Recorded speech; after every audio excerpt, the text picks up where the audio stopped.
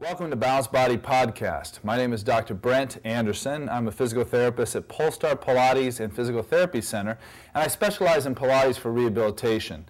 And I want to take just a moment to talk a little bit about congruency when rehabilitating the shoulder girdle.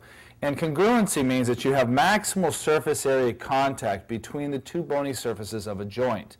So if we're talking about the glenohumeral joint, the humerus, and the glenoid fossa, we want to try to maximize the congruency or the contact of the surface area of these joints.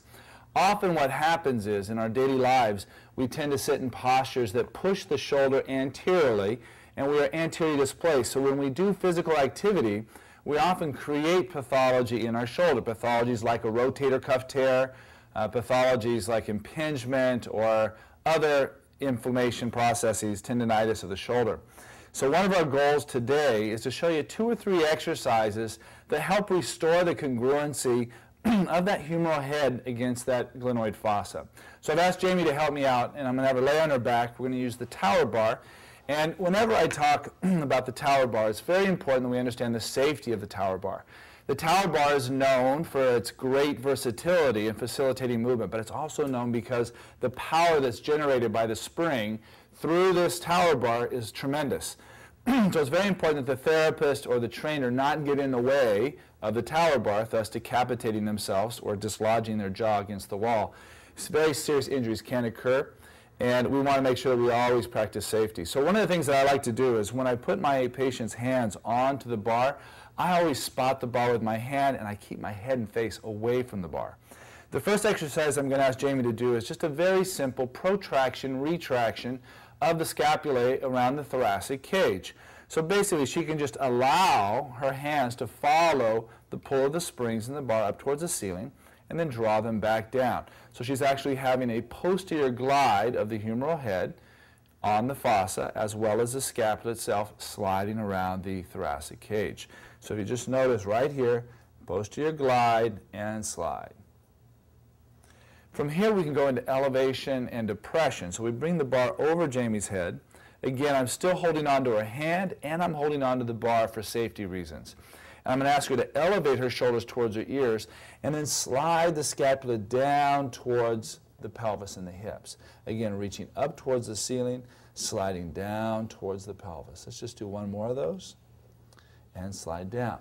Now, the next variation we're going to do is actually having her sitting up. So we're going to bring the bar up over her head very carefully, and I can tell her she can now release. I'm holding onto the bar. I'm going to have her face you, grabbing onto the bar just slightly in front. And it's important that it's just slightly in front because if I move the hand too far back, what it does is it shoves the humeral head forward on that socket and once again creates that anterior subluxation. So that's not a good place to work. By having her bring her hand forward on the bar allows that head of that humerus to sit just right inside the glenoid fossa. So now we're going to concentrate on her drawing that elbow down towards the mat, keeping nice space around the neck and shoulders, and repeating it 2 or 3 times. And again, just I can feel that she's in the right place. So you can adjust the hand based on where she can maintain that range of motion. So now I want to challenge her a little bit and see if she can still maintain the congruency with her hand back a little bit more in the coronal plane. That's right, beautiful. So again, the head is just in the right place, gliding on that glenoid fossa.